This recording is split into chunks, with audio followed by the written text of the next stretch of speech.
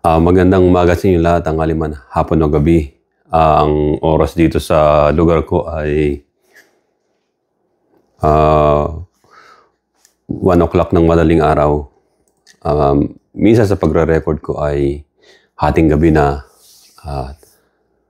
Kapag ayon sa aking kakayahan at udyok ng Banal na Espiritu ng Diyos, ako'y nagre-record at nangangaral sa inyo. Kamusta kayo lahat, mga kapatid, kaibigan? At ako ay kalimitan nandito ako sa kitchen ko.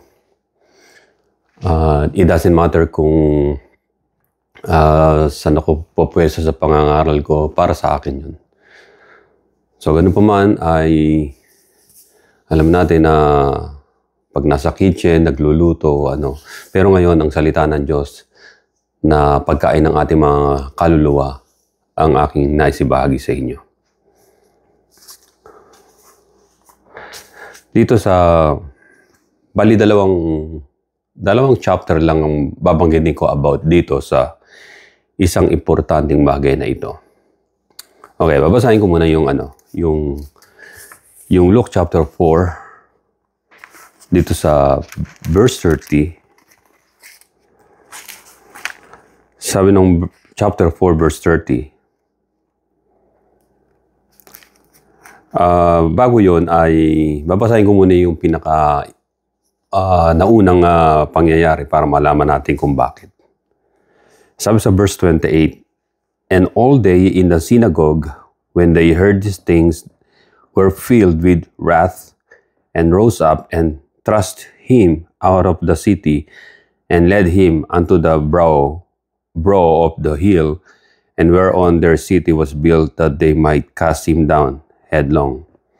But he passing through the midst of them went his way, and he came down to Capernaum, a city of Galilee, and taught them on the Sabbath day." Tagalogin ko. Yung Tagalog na lang sa modernong explanation na to. Silang lahat na nasa synagogue, yung mga taong nakikinig sa kanya na galit na galit kasi sinasabi ng Panginoon na yung Father ay He's equal with the Father, but ayaw nilang maniwala, galit na galit, di ba? At hindi lang yon, na sinabi niya na sa panahon ng tinatawag ni Eliseo, ni Prophet Elisha, ay yung mga taga-Syrian na sinaama na may ketong ang pinagaling kesa sa mga Hudyo o yung mga Hebreo, ay nung malaman nila yung galit na galit sila. Maging yung in-example niya kay Elijah na pinapunta siya doon sa widow na matanda, at yun pa ang tinulungan ng Panginoon yung widow na yon, hindi ang mga Israelites nung panahon na yon. So nagalit sila. Kaya sabi sa verse 28 ay tumayo silang lahat, yung mga Hudyo, nagalit Kasi parang sa tingin nila na kinakampihan pa ni Jesus Christ ay yung mga foreigners, na yung mga taga-ibang lugar kaysa sa kanila. Ayaw naman kasi nila maniwala sa Panginoon Kristo sa sinasabi. Kaya sabi, and rose up, verse 29, tumayo silang lahat upang ihulog siya sa bangin sa city, itulak siya sa bangin, para itulak siya una ulo, headlong, yan sabi. Cast him down headlong. Verse 30, but he passing through the midst of them went his way. Tapos yung isa naman, tandaan natin yan, babasahin ko naman yung isa. Yung sa John chapter 8, verse, dito sa verse 59, ang sabi rito, bago mangyari sa kanya, babasahin ko ulit yung pinaka nauuna, ang sabi. Verse 56 muna. Your father Abraham rejoiced to see my day, and he saw it and was glad. Verse 57, then said the Jews unto him, Thou art not yet 50 years old, and hast thou seen Abraham? Verse 58, Jesus said unto them, Verily, verily, I say unto you, before Abraham was, I am. Naintindihan nila eh. Yung I am eh, Diyos yun eh. Diyos lang ang I am eh. And then, verse 59, then they took up stones to cast at him, but Jesus hid himself and went out of the temple, going through the midst of them, and so passed by. Dito, halos ganun sa nangyari sa sa book of Luke chapter 4 verse 30. Ano ito? Ihuhulog, hawak na siya ng mga tao para ihulog sa bangin ang Panginoon sa Kristo. Pagkatapos, there's something happen. Hawak na nila. Pagkatapos hindi na mamalayan ng mga taong mga Hudyo na humawak sa kanya para itapon siya sa bangin.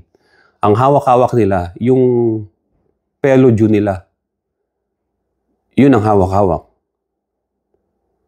Paglingan nila, wala na si Jesus Christ. Wala na. Asan siya? Nawala. Jesus Christ, our Lord Jesus Christ, He performed a supernatural escape doon sa panahon na yun. And then makikita natin, binasa natin, biglang dumaan siya sa gitna nila na hindi nila nakikilala ang Panginoon. Pero hawak na nila, iuhulog. Ayun ang sabi ng Greek word. Hawak na, kalakaladkad na nga yung kamay niya para itulak na siya doon sa Pero nung akma na nilang itutulak, wala sila lang yung naghawakan ng kamay doon. Wala si Jesus Christ. Ginamit niya yung kanyang tinatawag na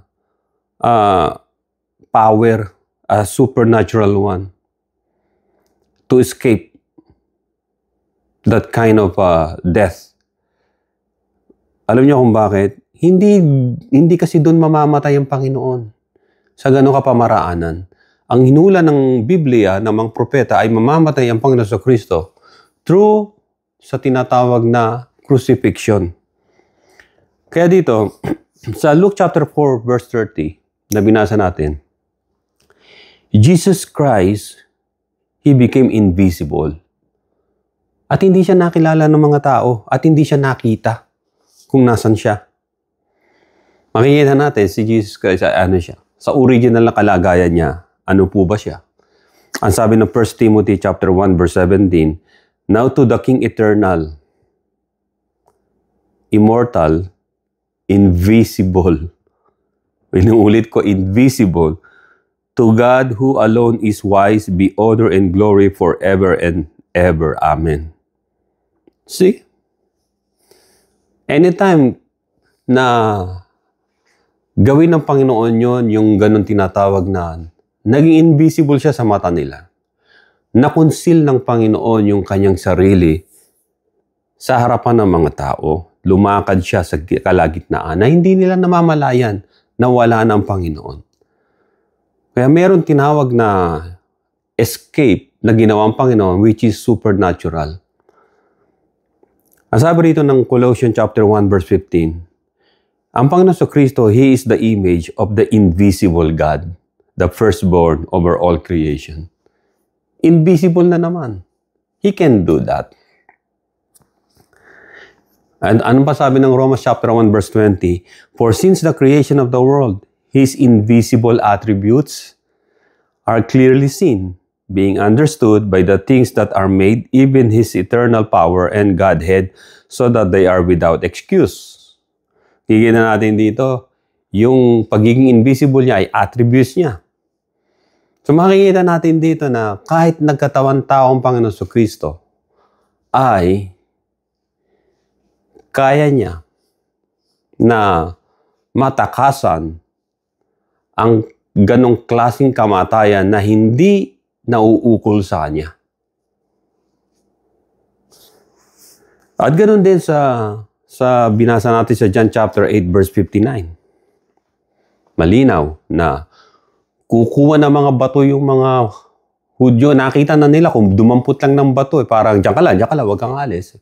Ayan. Kumuha na sila ng bato. Nung babatuhin na nila, nawala ang Panginoon. Nawala doon. Kasi against the wall na yun eh. Nilagay nila ang Panginoon Kristo sa wall ng Jerusalem eh. Doon sa meron synagogue eh. So hindi makakatakas yun. Nung babatuhin na nila, asa na? Nawala. Pagkatas biglang lumabas siya sa templo. Nung lumabas siya sa templo, hindi nila lumakas sa gitna nila, hindi nila namalayan na dumaan na ang Panginoon sa kanila.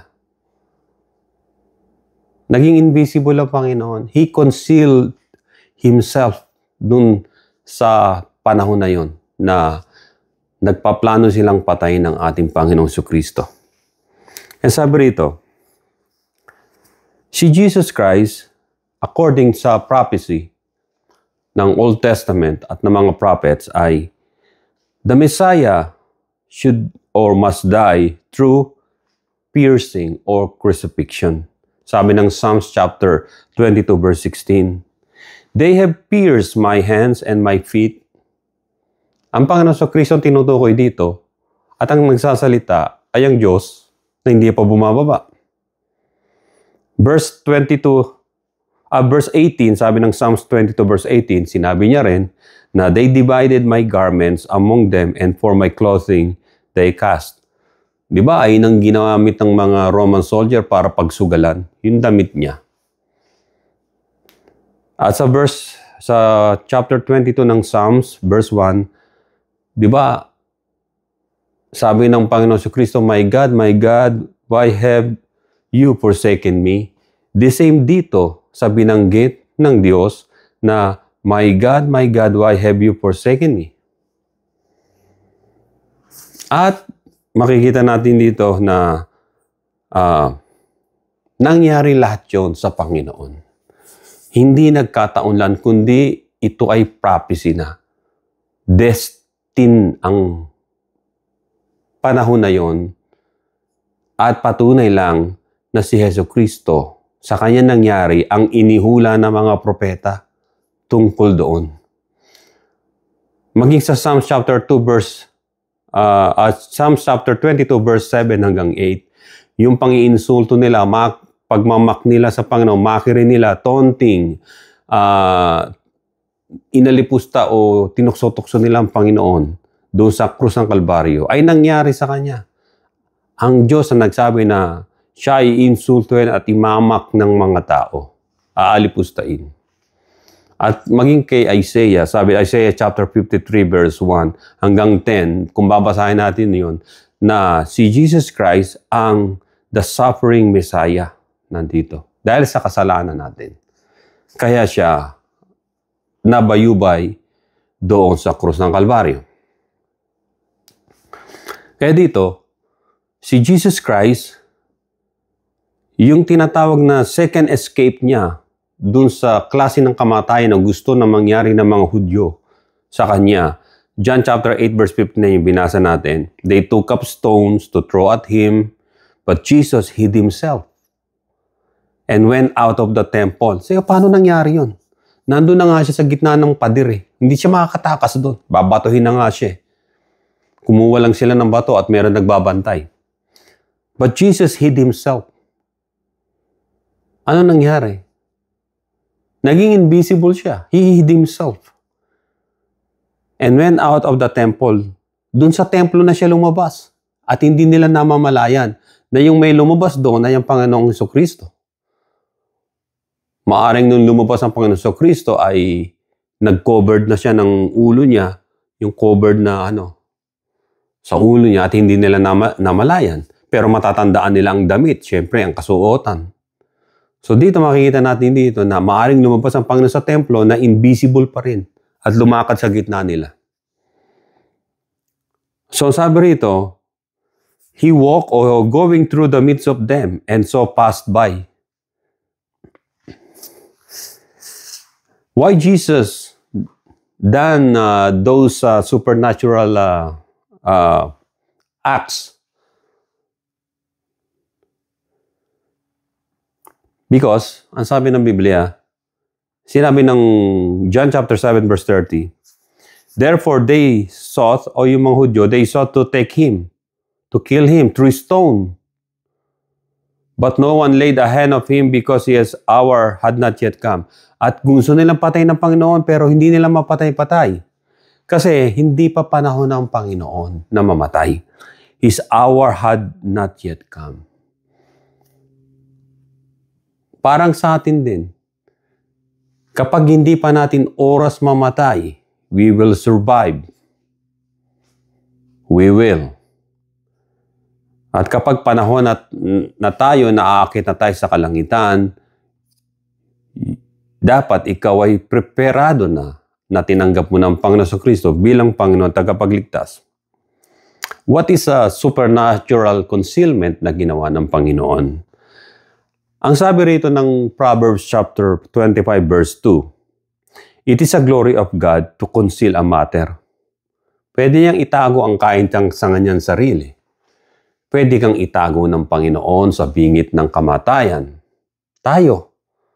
Para hindi natin maranasan sapagkat hindi pa tayo oras na mawala sa mundo sapagkat maaring ikaw ay magdadala pa ng ebanghelyo ng Panginoon. O maaring ikaw ay gagamitin pa ng Panginoon sa kanyang wonders and miracles na gagawin sa iyo. O para sa pamilya mo o mahal mo sa buhay. Kaya pagpasalamat natin yun. Na dapat araw-araw tayong manalangin sa Panginoon na iligtas tayo at ang buhay natin ay sa Kanya lamang nakalaan. I-offer natin ang ating buhay sa Kanya lamang. Kaya dito makikita natin dito, yung mga tao, gusto nilang patayin ng Panginoon pero parang nabulag sila. Ang tawag ron yung the veiling of their minds, yung eyes nila. Nilagyan ng harang ng Panginoon para hindi nila masaktan o mapatay ang Panginoon. Kasi babaliin nila ang mga buto ng Panginoon. Pupukpukin ng bato sa ulo o katawan, mababali nga naman ang buto. Ay ang prophecy sa Panginoon Kristo, sa Mesaya, ay ni isang buto ay hindi mababali. Maalala nyo nung nasa krus na siya, na namatay na siya, pero yung dalawang magnanakaw sa left and right niya, buhay pa. Ang ginawa ay minaso, pinukpok, binali ng mga Roman soldier yung leg at para matuluyang mamatay. Pagdating nila sa Panginoong Kristo ay patay na siya, sinaksak na lamang ng espiritu tagiliran, tumago sa puso, bumulwak yung dugo at tubig na siyang naging tinatawag na katubusan sa ating kasalanan at tumulo dun sa lupa. At tinanggap ng lupa yung kanyang banal na dugo para sa ating katutubos sa kasalanan. Kaya dito makikita natin dito na kapag merong harang ang ating mga isipan sa ebanghelyo ng Panginoon o sa katotohanan ng Diyos, siya rin ang mag-aalis nito sa atin. Tutulungan tayo ng Panginoon na alisin sa atin ang siyang veil o humaharang o yung talakbong sa mata natin. Ang sabi ng 2 Corinthians chapter 3 verse 16, nevertheless, when one turns to the Lord, when one turns, kapag merong isang nanumbalik sa Diyos, the veil is taken away. Inaalis na yung harang sa mata niya. And you will see the glory of God. And you will see even the invisible God na makikita mo na ang ibig sabihin nito ay makikita mo ang kaluwalhatian ng Diyos, His power, His invisible power, yung pagiging eternal ng Panginoon sa atin. Kasi tayong mga tao ay limitado tayo sa kaalaman natin sa Diyos. Pero sabi ng Biblia rito na nevertheless, when one turns to the Lord, kapag nanumbalik ka sa Panginoon, the veil is taken away. Naalis na sa atin yung tinatawag na hirap umunawa patungkol sa Diyos. Aalisin yun. And then you will know the truth because the truth already set you free kung tinanggap mo ang Panginoon. Kaya dito, ganyan din yan nung panahon ni Abraham at bumisita ang Panginoon kay Abraham sapagkat ang mga angel ay pupuksain nila ang Sodom at Gomorrah na napakasamang city o bansa sa panahon na yon, sa Genesis chapter 19 verse 11. Pumunta sila doon sa Sodom at Gomorrah. Ililigtas ng dalawang anghel, si Lot at ang kanyang pamilya. Subalit sila ay naabutan ng mga taga Sodom at Gomorrah na mga masasamang tao. Mga tao na kung saan ay sila ay sa lalaki o yung mga homosexual, galit na galit sila doon kay Lot sapagkat yung mga homosexual daw gusto nila na sipingan yung dalawang anghel na dumating. Hindi nila alam na anghel. Hinanap nila yung pinto pero binulag sila ng anghel. Hindi nila makita yung pinto ng bahay. Hindi nila alam. At hanggang sa makalabas si Lot at yung mga anak niya at asawa niya, dumaan sa gitna nila ng mga makasalanang taga Sodom at Gomorrah, hindi nila namalayan. Hinahanap pa rin nila yung pintuan, nasa yung pintuan ng bahay because God blinded them. Ang sabi rito, and the angel struck the men of Sodom and Gomorrah who were at the doorway of the house with blindness, both small and great, so that they become weary trying to find the door. Hindi nila mahanap yung pinto.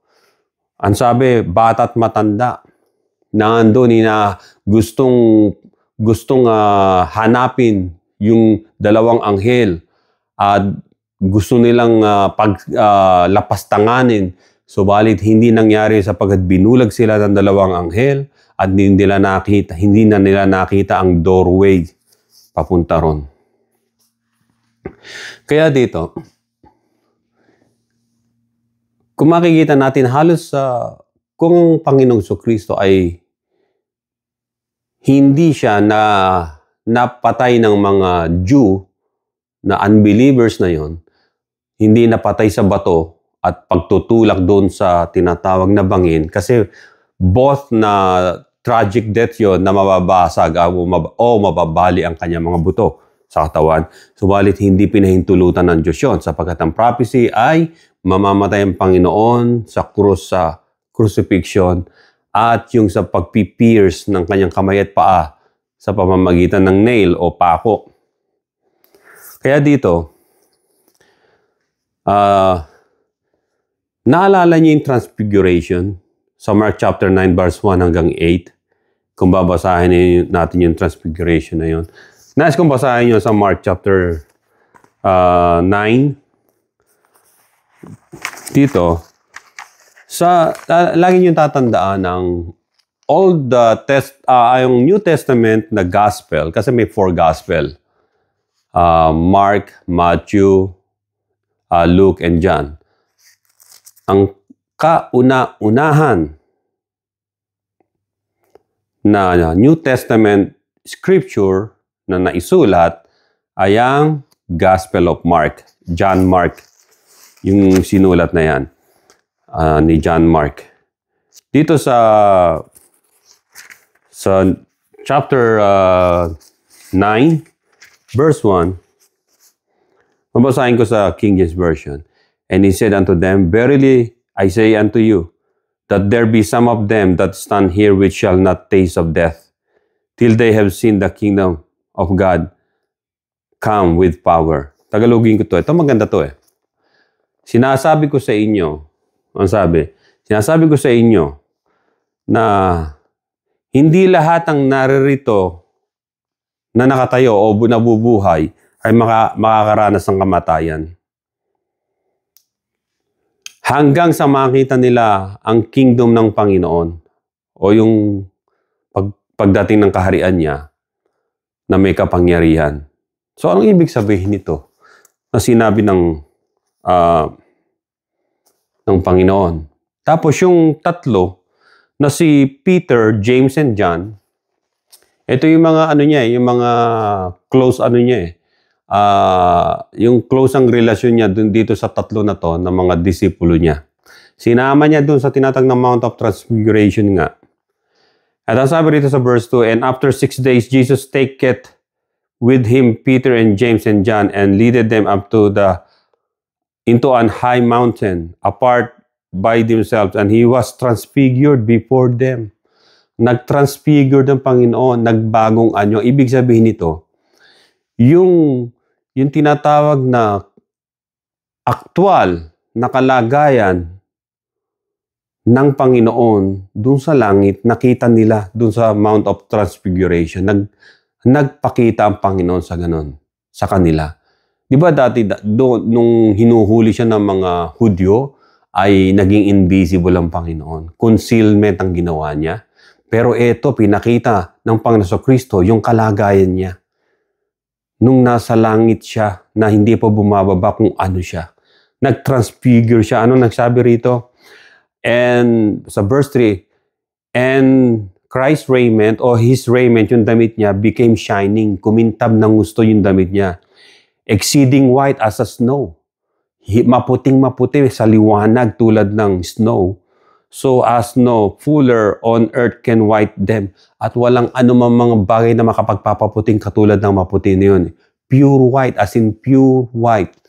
Parang yung sinag ng napakaliwanag ng araw. At tandaan nyo, ang araw hindi kulay dilaw yan. Mga dust particles lang yun kaya nagre-reflect ng dilaw. At hindi rin pula.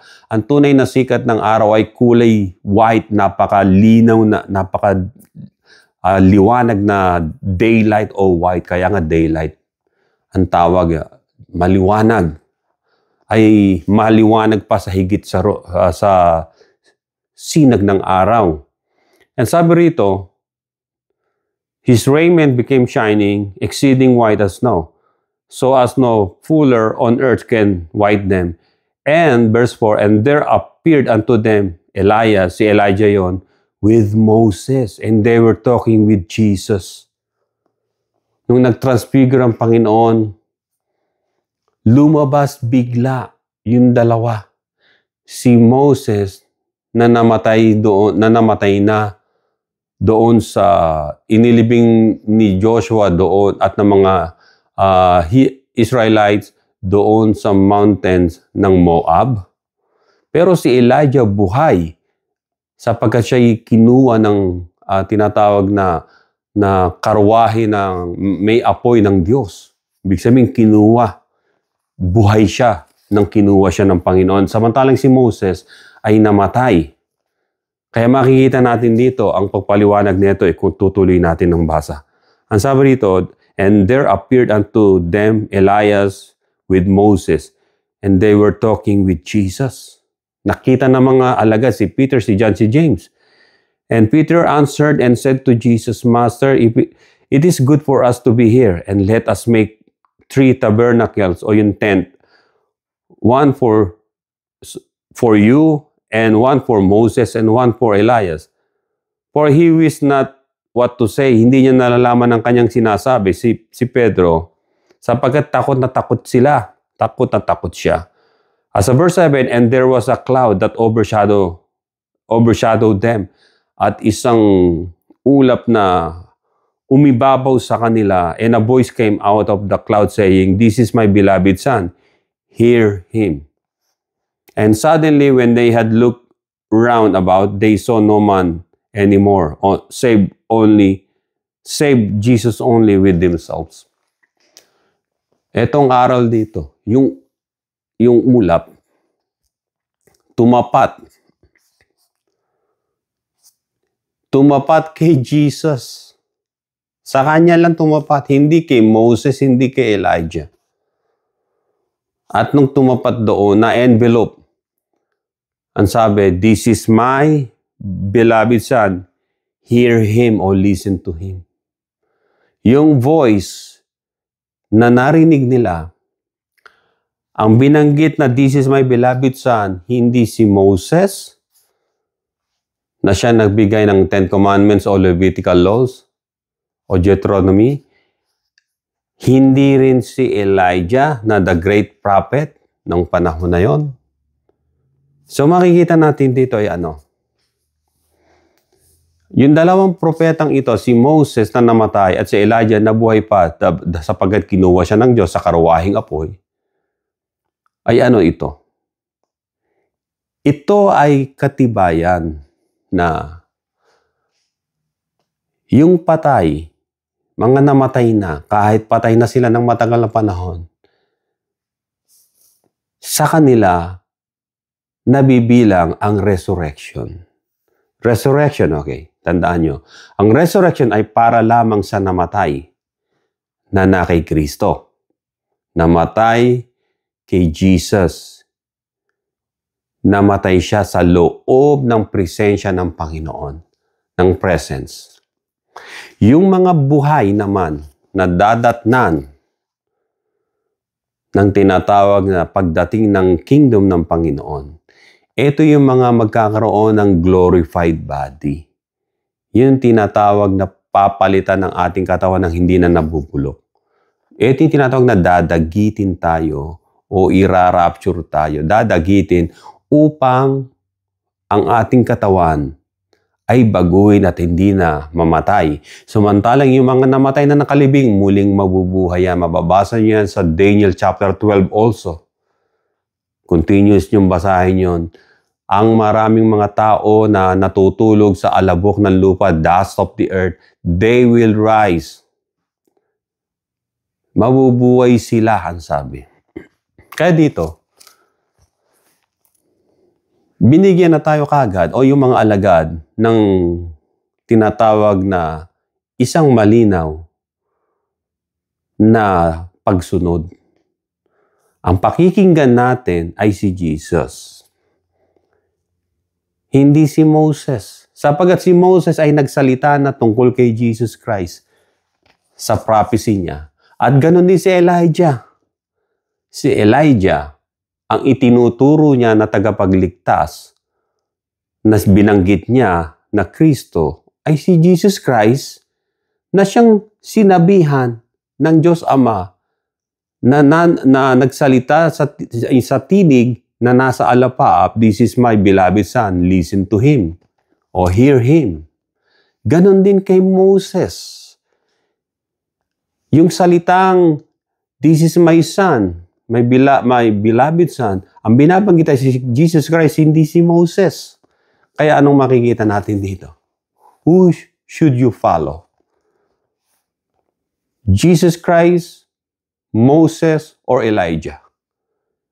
The Father made na final words and answered for us. "This is my beloved Son, our Lord Jesus Christ. Listen to Him. Hear Him." Kaya pinalaya na tayo ng Panginoon sa batas ni Moses. 10 Commandments, Levitical laws, lahat yan. Nakalaya na tayo dahil kay Jesus Christ. At wala na rin tayo sa tinatawag na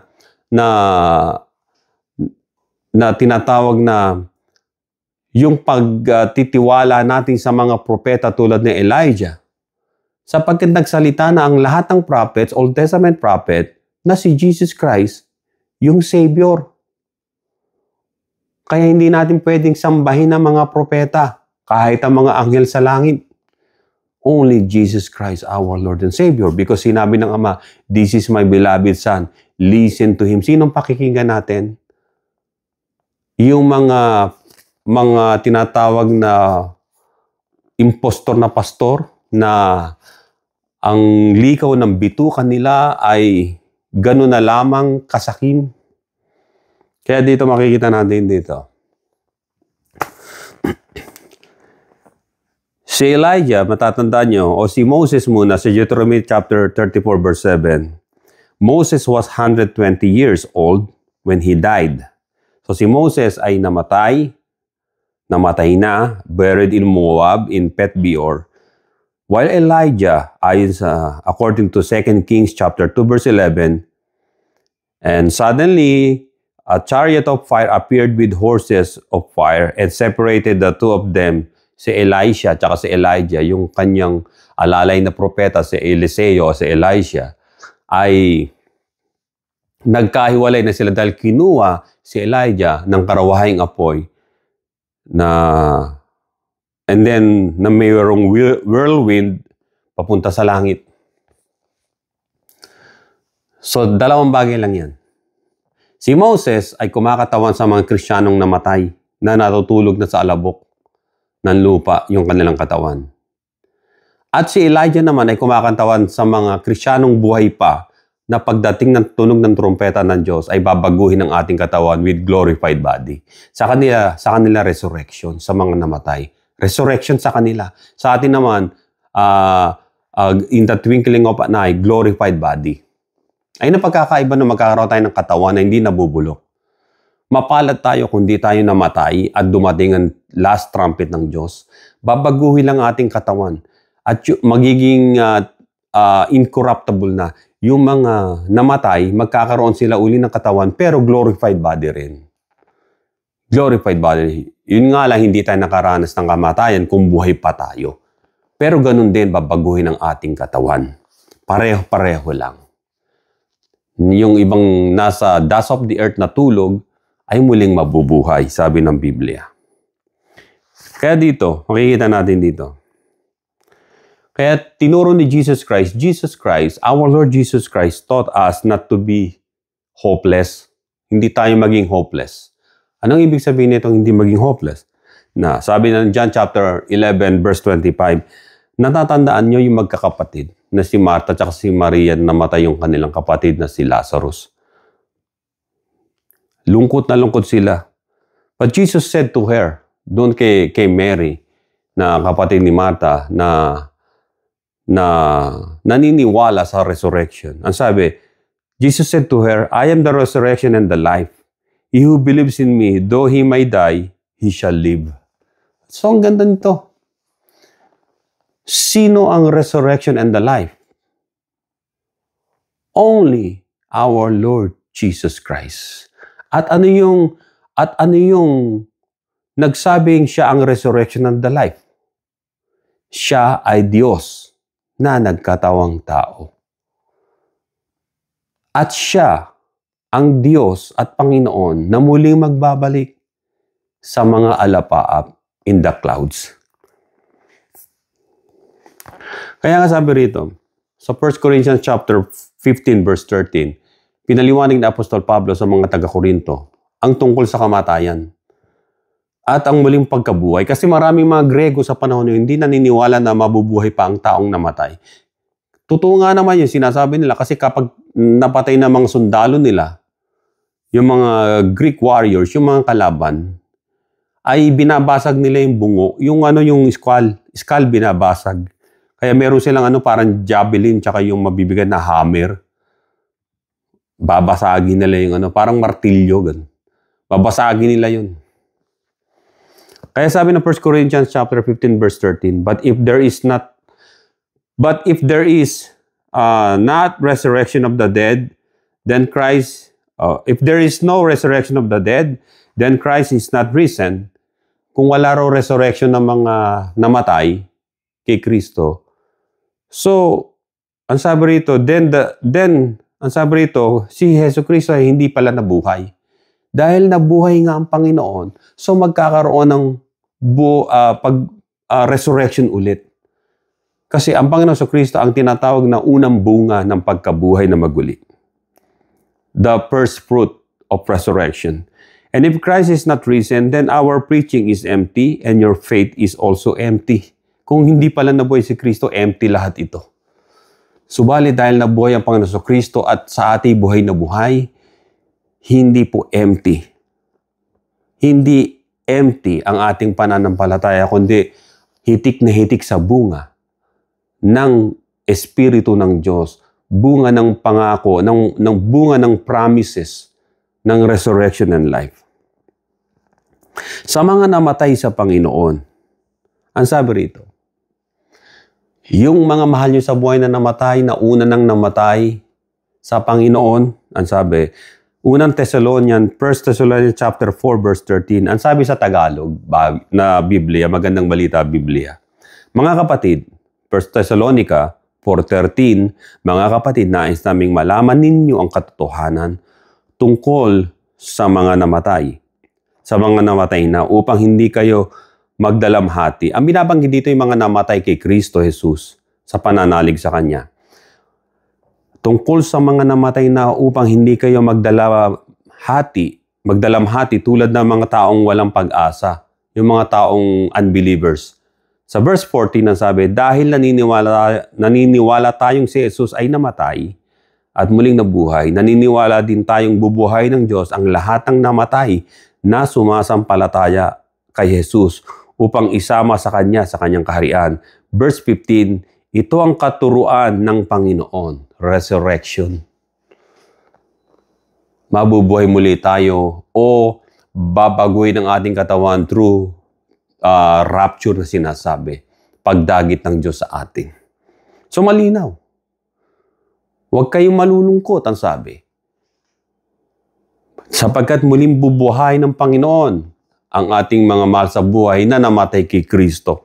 Ang sabi nga ng Philippians chapter 3 verse 19, whose end is destruction, whose God is their belly, and whose glory is in their shame, who set their mind on earthly things.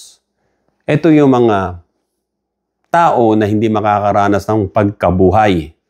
Yung mga taong whose end is destruction dahil ang kanilang Diyos ay ang kanilang mga bituka, and whose glory is in their shame, who set their mind on earthly things. Ito yung mga tao na nagpapanggap na Christian o na mananampalataya ng Panginoon, pero hindi naman pala. Ito yung mga tao na, alam niyo, usong-uso yung tinatawag na magpatotoo. Sinasabi nila, magpatotoo ka kapatid. Yung magpapatotoo sila bago magsimula ng yung pag-preaching nila, nagpapatotoo nga. Yung mga magpapatotoo nila, puro kasamaan ang sinasabi, pinagmamayabang pa eh. Alam mo, dati ako isiga ako, marami na ako nabungbog. Yung isa naman, meron ganyan. Yung pastor na siya, dating trabaho ko, ninanakaw namin traveler's check, yung mga passport, papadala namin, illegal recruiter ako, papadala sa iba't ibang lugar. Sabi ko, there should be an NBI here para mahuli tong preacher na to. Kasi dapat pagbayaran niya yun eh. Marami daw siya nakuwang pera sa mga tao na loko niya. Nakabili pa siya ng malalaking bahay. Bahay ng mga kilalang mga tao. Sabi ko, dapat pagbayaran nito yun. Ganun ako eh. Kung sa Amerika ay narinig yun, darating ng FBI at saka CIA, huli siya. Who cares kung pastor siya o preacher siya? Admission na yun eh, ng kanyang crime na ginawa. Consummated yung crime, kinakailangan pagbayaran niya. Maraming nasirang buhay dahil illegal recruitment ng ginawa niya. Huwag kayong hahanga doon, yung mga nagpapatotoo na sinasabi, dati manginginom ako, nakakaisang case ako ng ano. Kaya, ang linaw rito, tingnan nyo Ang sabi rito tingnan nyo, basahin nyo Basahin nyo to. Babasahin natin, sabi rito. Na, whose end, at sabi rito, whose end is destruction, whose God is their belly, and whose glory is in their shame, who set their mind on earthly things. Ibig sabihin, yung pagpapatotoo nila ay yung kahiyahiya. Sasabihin nila, nung araw ako ay, pinagmamalaki pa talaga, ang daming ganun eh. Maano na kayo eh, yung kung police officer ko, mahuhulihin kayo, posas ka, you're under arrest. You have the right to remain silent. And silence in grave, you want it kapag pumalag ka sa akin. Makikita natin, ang daming ganun. Ganun ba ang pagpapatotoo? Kasi pinauso lang nila yun eh. Yung mga preacher na ganid sa pera, yung magpatotoo kayo, sabihin nyo yung ganito. Meron pa nga eh, nangungupit ako ng pera sa tsahin ko, sinisilipan ko siya, lahat. Yung mga ganon. Tapos yung aso nga namin, hinahalik-halikan ko pa, gusto kong rapin. They are so sick. Ayun ba sinasabing patotoo? Dapat may patotoo ka ni Kristo. Ang patotoo ni Kristo ay ano? You have the Holy Spirit. You know the word of the Lord. You know every corner of the Bible, the words, creation, and the end of times. Hindi yun. Anong patotoo? Ay, dati akong manggagancho. Pero puri na Panginoon, binago ko. Pinagmamalaki niya pa. Yung mga umaatin sa kanilang hindi naman kriminal o hindi gumawa ng ganon, sila ngayon hiyang-hiya sa sarili nila. Siguro naisip nila, Panginoon, sana pala naging walang niya akong tao, no? Sana pala, nakapatay ako para, yung papalakpakan ako, sikat na sikat ako. Umalis na kayo sa ganyang, samahan, mga kapatid. Kung dyan kayo, sasabihin pa, pipiliti pa, o magpatotoo tayo. Ang pangalawa, magpapatotoo ay si Sister Marites na, tatayo ngayon siya. Pastor, dati-dati, umagang-umaga, madaling araw pa lang, chismosa na ako, nakikinig ako doon sa dingding ng kapitbahay namin. Pinakikinggan ko ang chismis. Tapos binabalita ko sa ibang tao ang chismis. Sasabihin ng pastor, ganun pala. Oo, pastor, hindi lang yon. Yung chismis na narinig ko sa kapitbahay ay ang chinichismis yung asawa nyo. Bakit? Yung asawa nyo ang kabet, yung barangay captain. Biglang aagawin ng pastorin. Mga kapatid, maglingkod na lang tayo sa Panginoon. Umawi tayo ng hallelujah. Mangolekta tayo ng ikapu dyan. Kunin ng ikapu. Palakpakan po tayong lahat. Salamat kapatid. Salamat Sister Marites na chismosa sa iyong Hindi pa pastor, meron pang isa. Meron pa ako narinig na chismis. Ano yung narinig mo chismis? Bakla pala kayo, pastor. Ganun sila. Anong patotoong meron dapat tayo? Ganun ba? Hindi ba kawalang yaan yun? Hindi ba? Sa bagay, mas gusto ko yung marinig yun. Kung ako ang police officer, I'm gonna use that against you in court. Huli ka. Yung mga gumagawa ng krimen, nagpapatotoo, meron ako nasaksak na patay, pero binago na ako ng Panginoon. Dapat mong pagbayaran yun. Dapat nilang pagbayaran nyo kapag may narinig kang ganon. Call the CIDG, call the NBI. Para matuntun yung tao na yon na kriminal na pagbayaran niyang ginawa niya na crime sa ibang tao. That's the right thing to do. Hindi yung kriminal nandun sa loob ng fellowship. Ikaw ang papatayin sa susunod nun. Nanakawan kayo. Ganon. Parang ganito yan sa isang fellowship. Magnanakaw pala siya. Siyempre, pinatutugtog nila ng gitara. Bago pa lang ako nun Pinatutugtog ng gitara. Yung kala nila nagbago Magnanakaw, tirador pala Kasi nga, nagdadrugs. Hindi nandun. Tapos, sinadya niyang hindi ilak yung door. Doon namin nilalagay yung mga instrumento mga gitara, electric guitar, bass guitar, amplifier, lahat nandun, pati drums. Sinadya niya na hindi ilak. May nagagawang mga construction sa pero hindi nila gagalawin yung nandun. Doon lang sila sa baba, naglalagay ng mga marble, yung mga flooring. Yung sa fellowship na yun. Pagkatapos, nung magpe-pray sila, yung parang ibang Wednesday service, ganon. Ako, nasa bahay na ako Umaga, naglalaro ako basketball. Naglalaro ako practice. Basketball ako, tumitira ako. Tapos nilapitan ako. Nakita ko siya. Kinawayan ko, bro, ba't nandito ka? Good morning, sabi ko. Tapos ang unang tanong sa akin, naglalaro ka pa basketball nasa iba yung bass guitar, tsaka ibang instrumento? Wala. Bakit? Ano nangyari? Kasi nawawala Ha? Kasi bago pa lang ako Siyempre, siguro hindi siya nagtitiwala sa akin. Akala niya ako yung tirador. Akala niya titirahin ko yung gamit. Ganun. ayun ang pag-ainan na dating sa akin Yung isa hindi niya pinagbibintangan pa Kasi nga, yung magaling ang boka niya, yung magaling magsalita doon sa kanya. Ako kasi bago pa lang. Siguro 1 week pa lang ako nagigita-gitara. Nandun ako, nagbabasketball ako. Yun, nawawala raw.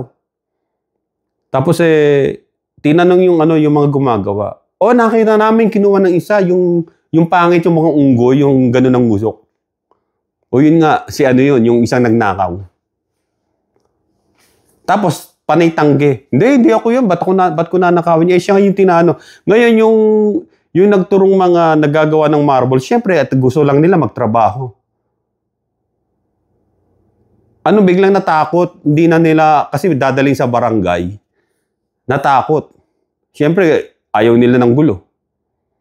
Pero yung talagang isang tumira, yung tirador na yun. Kasi magnanakaw talaga. Kaya kita nyo ganon.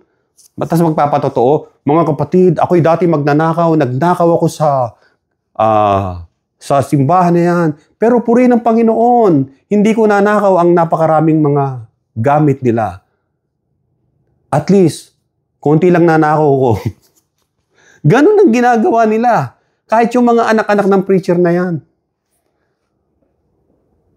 Kung kumuha yan sa mga ikapo, sa mga love offering, sa mga perang nakokolekta ng church nilang malalaki, dinadaklot lang yan.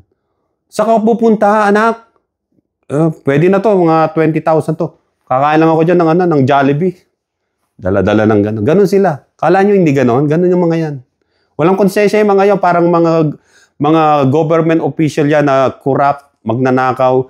At ang sabi ng Biblia, whose end is destruction, whose God is their belly, and whose glory is in their shame, and who set their minds on earthly things. Philippians 3:19. Anong patotoo dapat natin? Ang patotoo nating tunay ay yung sinasabi ng Biblia, ito Basahin ko na rin doon sa Book of Daniel. Tingnan natin dito sa Daniel.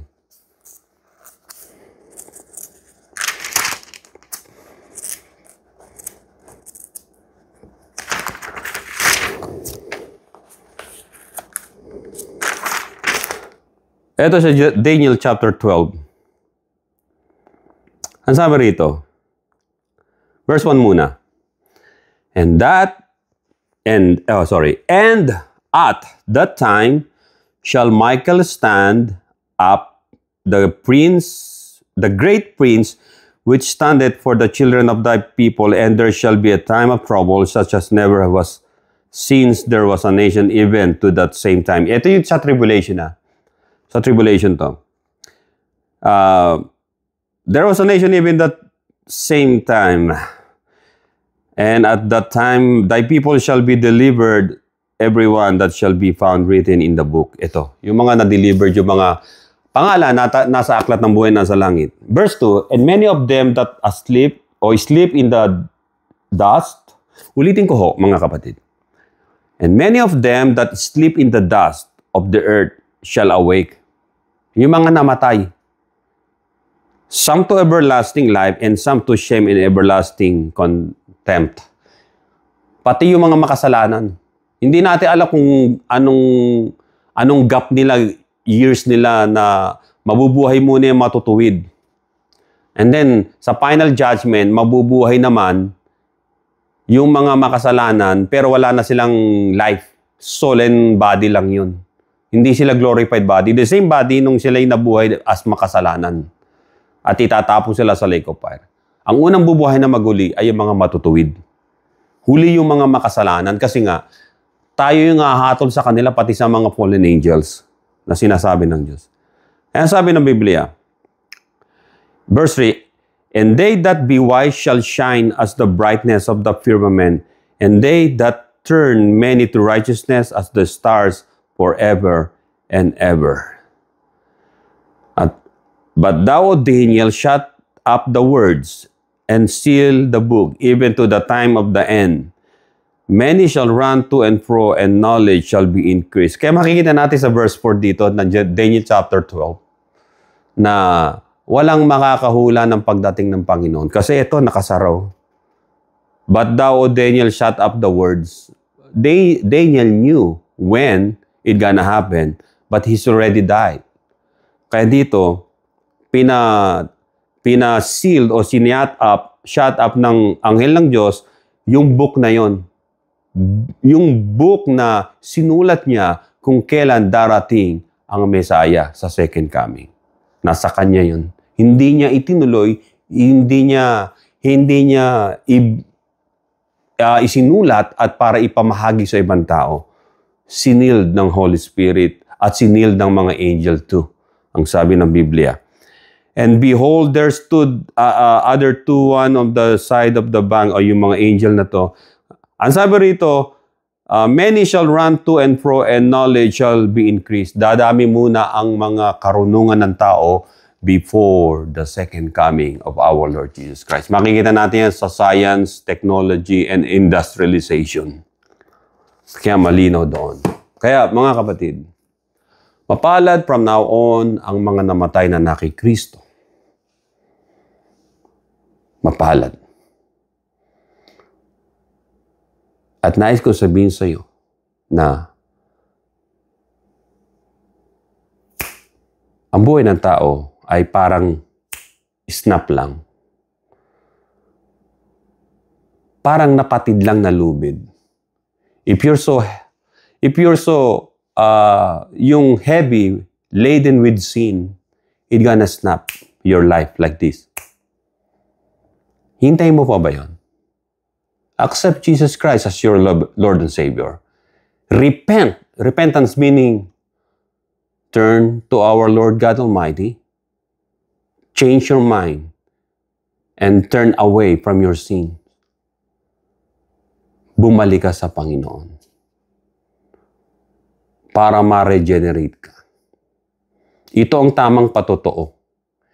Hindi mo na babanggitin ang mga kasamaang ginawa mo sapagkat sabi ng Panginoon, kung gaano kalayo ang east and west, ay ganong kalayo kakalimutan ng Panginoon ang kasalanan mo.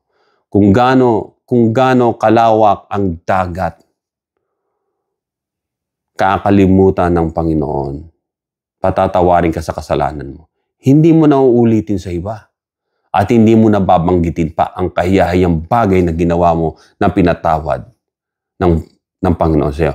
Ngunit kung ikaw ay meron kang naagrabyadong tao, napatay sa may crime na ginawa ka, kinakailangan na ikaw ay dumaan sa tinatawag na proseso. Kinakailangan ikaw ay sumurrender ka doon sa tamang authority. Upang ang kasalanan mo ay mapagbayaran mo sa pamamagitan ng serving your sentence. Dahil hindi mo matatago ang ginawa mong kasalanan sapagkat hindi ka nag-step out at sumuko ng maayos. Kung nakapanloko kayo, illegal recruiter ka, kinakailangan na aminin mo yung ginawa mo. Voluntaryo. At baka mapatawad ka pa ng batas sa ginawa mo. Mga kapatid, ang dalangin ko sa inyo, maging malapit kayo sa Panginoon sapagkat malapit na ang oras at araw na yon na pagdating niya upang hukuman ng lahat. Pagpalain kayo ng Panginoon. Muli si Brother Joe ito ng Karaoke Pananampalataya at Katotohanan. At if you want to subscribe sa small channel ko na to, marami pong salamat. At nagkabubukas ko pa lang ng Facebook ko para dito at may transfer ko yung mga ibang message, yung mga video ko doon sa Facebook. Mahanap nyo ako ron na Brother Joe, tapos Karaoke Pananampalataya at Katotohanan. Pwede nyo i-type na ganun yun. Maraming po salamat. Itong inyong kaibigan, kapatid, si Brother Joe ng Karaoke Pananampalataya at Katotohanan. To God be the glory. In Jesus' name. Everybody say Amen. Amen and Amen.